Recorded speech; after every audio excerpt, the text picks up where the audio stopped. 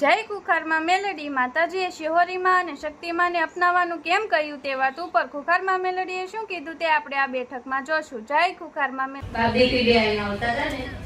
ચિંતા કરતો હતો કે વધારે વરસાદ ને એવું હતું ને તો માતાજી એને ખુદ જઈને સમજાવ્યો હતો કે ચિંતા કરવા એમ કે મેં પહોંચી એટલે કઈ રીતે રૂબરૂ જઈને?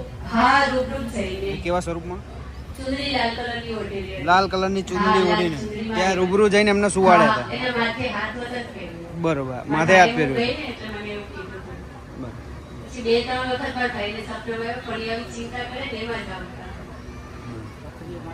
હા, અને મારા ભાઈને એ ત્યારે આવ્યો હતો એક વખત, એને રામ નામે લખાયું અને એને પથરી દુખો હતો એ મટી ગયો.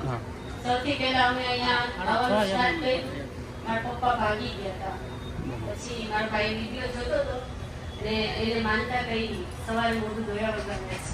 પછી તરત જ 5 મિનિટમાં ફોન આવ્યો ને એવું કીધું કે તારા પપ્પા અહીંયા છે, રહી જાય 5 જ મિનિટમાં. બરોબર, માનતા કરી ભાગી ગયા હતા ને પછી 5 જ મિનિટમાં ફોન આવી ગયો. 10 દિવસ વયા છે પણ કોઈ દિવસ હાજર નથી આવતા. બરોબર. અમારે ગોતવા જવા પડે. તો અત્યારે શું પ્રશ્ન તમારો? અત્યારે અમારે દેવદૂત જવાનું છે.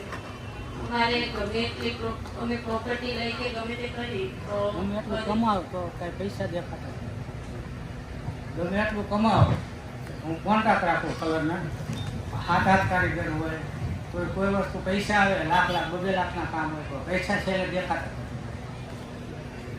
ભલે રામ તમારા ઘરેણા વેચે છે ભાઈ? ઘરના વેચ્યા?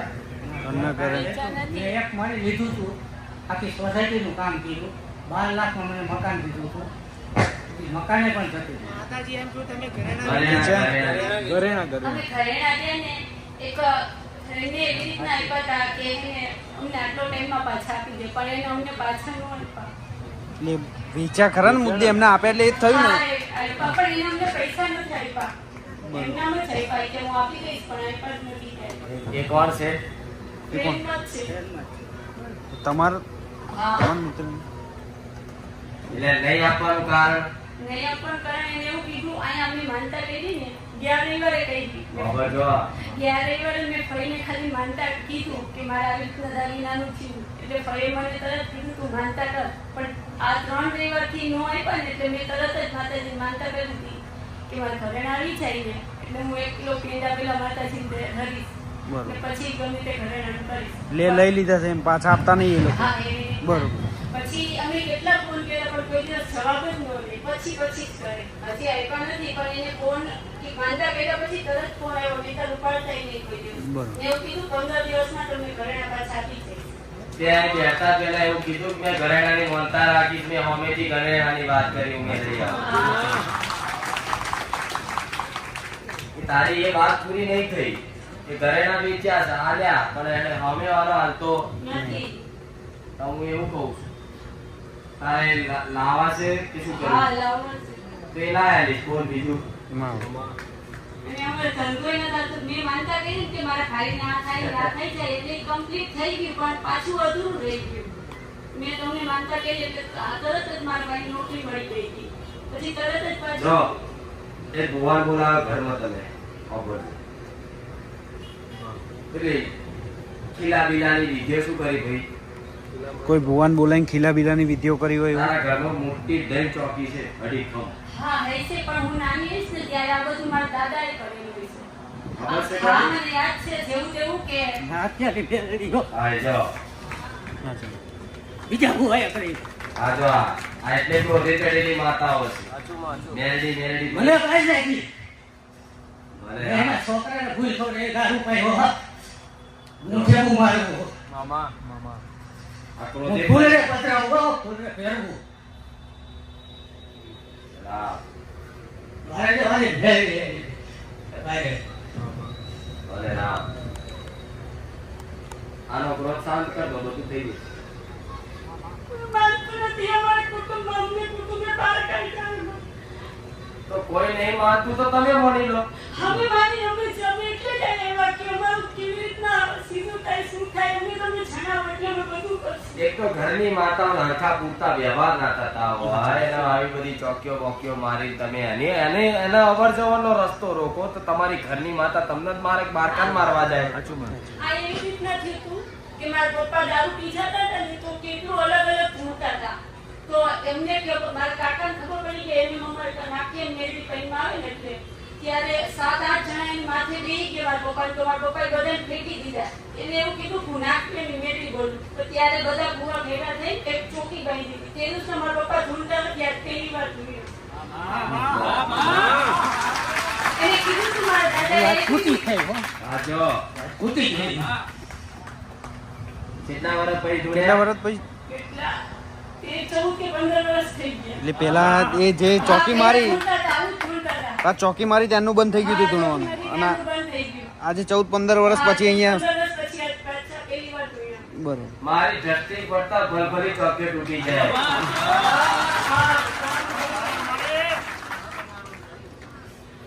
તો આ ઘરની માતાઓ ધૂણતી હોય અને પછી એને બંધ કરાવવા તમે કોઈ બીજા ભુવાના લાઈન પારકી માતાઓની ચોકીઓ મરાવો તો ઘરની માતા મારે નહીં.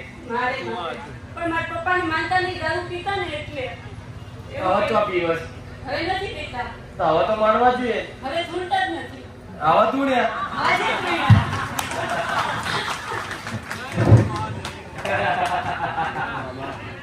જો રમતનો બધા શબ્દો મારા ઓળખો તો સારું રહે. હું શું કહું છું એ ચોકી ખાલી કાઢી નાખો અને આ ઘરની મસાણી મેળવીને અપનાવી લો. જો કદાચ આ ક્રોધ કરીને આંખો મોટી કરીને આવો સીધા હસી નાઈ ને તમારો બેડો પાર થઈ જશે. હવે અમને નથી ખબર કે ક્યાં ચોકી કોને રાખી છે. પંચના ભૂવા આવ્યા હતા અને એને મારે ચોકી કરી દીધી. તો ચોકી કરી હોય તમારા જે મઢ છે જૂનો પેલા બધા હૈયારો પૂછો છો બરોબર. આ તલવાર વાળી શક્તિ ભક્તિ કઈ માતા છે? આ જો આ જો તલવાર વાળી તલવાર કાઢી હોય શક્તિ શક્તિ મેરડી બરોબર. પછી જો આ ભાવનગરની આ ડુંગરાવાળી ના ઉચકા ટેકરાવાળી આ માતા બધી બે ત્રણ તમારા બાજુ માતાનું નામ જુદા હોય તો બરોબર કુવો સાચું. કોડિયા ભલે સિંહોરીમાં. શિવરી મને નામ ના આવડ્યું. એ ટેકરા પર છે ચોક ડુંગરા પર શિવરી માતા એટલે ચોક બેઠી છે ટેકરા પર મને કોઈ દિવસ યાદ નથી સિંહોરી. આ ભલે નહીં જાય પણ હું જોઈ જઈ પણ મને નામ ના આવડ્યું. કારણ કે મારે તો સ્વરૂપ થી જોવાનું હોય. સાચું. હું તમારા ત્યાં જાઉં એટલે તમારા કોકના દોહાના નામથી ઓળખાતી હોય મેરડી તો એવું ના જોવું કે આ ફલાણા દોહાની મેરડી હું સીધી મેરડી જોઉં. એ બધા શિહોરી એટલે શિકોતર માતા છે. શિકોતર શિકોતર એટલે ખબર પડે. શિકોતર એટલે જન્મ લીધો હોય અને કોઈ સતી થયા હોય એવી માતા. ભલે શક્તિ શિહોર પૂર્વજ અને આ મશાણી મેરડી ખાલી આટલું અપનાવી કેવું તમારા ઘેર લાવી એમ કે માં ચોકી હોય તો આપણે તો મારા તો આવી જા. કુટુંબમાં નથી ગણતું મારી જો હું શું કહું છું તને નહીં કરતા તો તારા દુશ્મન એ કોના દુશ્મન? માતાના દુશ્મન. હા તમારે શું કરવાનું એ મને જાહેરમાં બોલાડશો. સાચું. ખોટી લાગણી રાખવી એના કરતા ભાઈ મેં ના આવે કહી દે કે તું તારા રસ્તે હું મારા રસ્તે મને મારી માં અંબા છે કહેવાય નહીં.